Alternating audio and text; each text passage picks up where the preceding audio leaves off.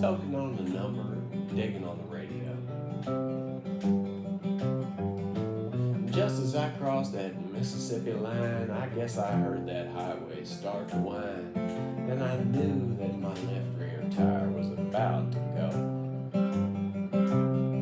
Well, that spare was flat, and I got uptight because there wasn't a filling station inside, so I just limped on down the shoulder on the rim. I went as far as I could, and I stopped the car. It was right in front of this little bar, kind of a redneck-looking joint. They called it the Dewdrop Inn. And I stuffed my hair up under my hat, and I told the bartender that I had a flat, and would he be kind enough to give me change for a one. And there was one thing I was sure proud to see. There wasn't a soul in the place except for him and me, and he just looked disgusted and pointed toward the telephone. And I called up the station down the road a ways, and he said, well, he wasn't very busy today, and he could have somebody there in just about 10 minutes or so. And he said, now you just stay right where you're at, and I sure didn't bother telling the darn fool. I sure as heck didn't have any place else to go. So I just ordered up a beer and sat down at the bar when some guy walked in and said, who owns this car with a pace sign, the mag wheels, and the 4 on the floor? And he looked at me, and I damn near died, and I decided that, well, maybe I'll just wait outside. And so I laid $1 on the bar, and then I headed for the door. Just when I thought I'd get out of there with my skin, these 5 big dudes come strolling in with some one old drunk chick and some fella with green teeth. And I was almost to the door when the biggest one said, you tip your hat to this lady, son. And when I did, all that hair fell out from underneath. Now, the last thing I wanted was to get in a fight in Jackson, Mississippi on a Saturday night, especially when there was 3 of them and only 1 of me.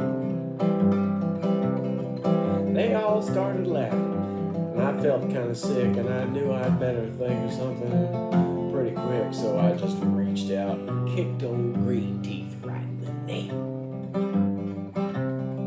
And he let out a yell, that'll curl your hair. But before he could move, I grabbed me a chair and I said, watch him, folks, because he's a thoroughly dangerous man. Well, you may not know it, but this man's a spy. He's an undercover agent for the FBI, and he's been sent down here to infiltrate the Ku Klux Klan. He was still bent over, holding on to his knee, but everybody else was looking and listening to me, and I laid it on thicker and heavier as I went. I said, would you believe this man has gone as far as tearing Donald J. Trump stickers off the bumpers of cars he voted for Joe Biden for president? My goodness, he's a friend of them long-haired, hippie-type pinko people. I bet he's even got a commie flag tacked up on the wall inside of his garage. He's a snake in the grass, I'm gonna tell you guys. He may look dumb, but that's just a disguise. He's a mastermind in the ways of espionage. And they all started looking real suspicious at him, and he jumped up and said, now, just wait a minute, Jim. Oh, you know he's lying. I've been living here all of my life. I'm a faithful follower of good brother John Birch, and I belong to the Antioch Baptist Church, and I ain't even got a garage. You can call home and ask my wife. Then he started saying something about the way I was dressed, but I didn't wait around to hear the rest because I was too busy moving and hoping that I didn't run out of luck. And when I just taking my car down off of the jack, so I threw the man at 20 and jumped in and I fired that mother up. Good old Mario Andretti would have sure been proud of the way I was moving. When I passed that crowd, I was coming out the door. They were heading toward me in a trot. And I guess I should have gone ahead and run, but sometimes I couldn't resist the fun of chasing them all just once around the parking lot.